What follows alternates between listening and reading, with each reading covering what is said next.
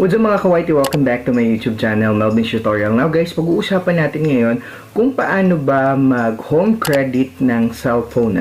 So guys, kumuha kasi ako ng home credit na cellphone. It's Vivo B21e. Ito po yun guys. Kinuha ko po to sa home credit.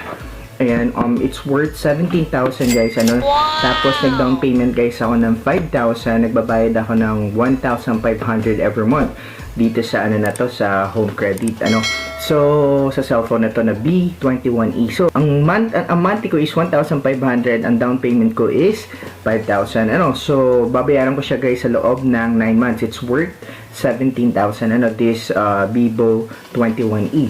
And ayun guys, ano nga ba ang kailangan natin para makapag home credit? Ako kasi guys, nag-walk-in po kasi ako, hindi ako nag-online. If you need online application for home credit, let me know po at gagawa natin ng tutorial. But for this video guys, ang akin pong tutorial ay paano ba ako kumuha ng home credit, walk-in. So, pumunta ako dun sa shop ng Vivo or ng Oppo.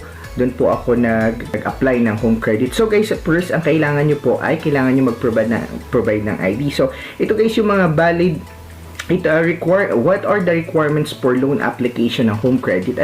So, nandito guys sa eligibility guys, meron mga eligibility dito. 18 to 68 years old, Filipino, receiving regular income via employment, business, remittance, local or abroad pension in the last 3 months. Ayan guys, So, 2 valid IDs at least. 1 should reflect current address. Yung ngayon guys, yung pinaka-current address niyo kung doon kayo sa lugar niyo. Yung isa, dapat doon sa address niyo ay doon sa tinitirhan niyo kung saan kayo kukuha ng home credit. Dapat yung isa ay kahit saan, okay lang.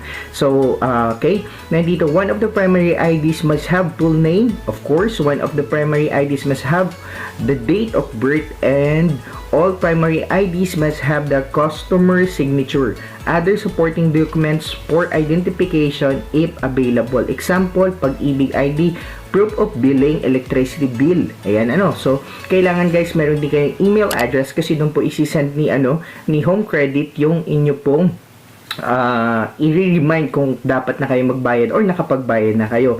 So, down payment guys, kailangan nyo magdala ng down payment, So, kung magkano po yung down payment, kasi hindi naman pare-pares, depende sa cellphone na kukunin nyo.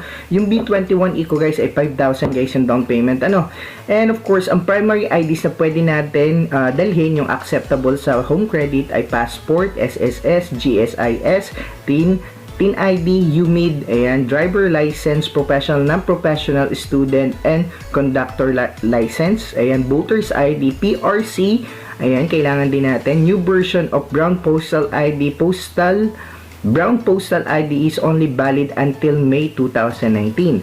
So, may limit po siya, So, sa secondary ID guys, ito parang supporting ninyo PhilHealth, old version postal ID, Pag-ibig ID, NBI, company ID, saving credit, payment card, remittance, local or abroad, water bill, landline bill, mobile bill, ayan po, electricity bill, certification of employment, salary slip, ayan, bank statement, barangay certificate or clearance, cable bill, internet bill. So, yun po guys, yung mga supporting documents na pwede ninyong dalhin o secondary. So, kailangan nyo guys ng 2 valid ID. Then, if you want guys, you can actually bring secondary ID, sa kanila po. So, ako guys, gano'n ko nga ba katagal bago nakuha? So, pagdating ko doon, dala ko na po yung aking down payment na 5,000. Dala ko na po yung 2 valid IDs ko.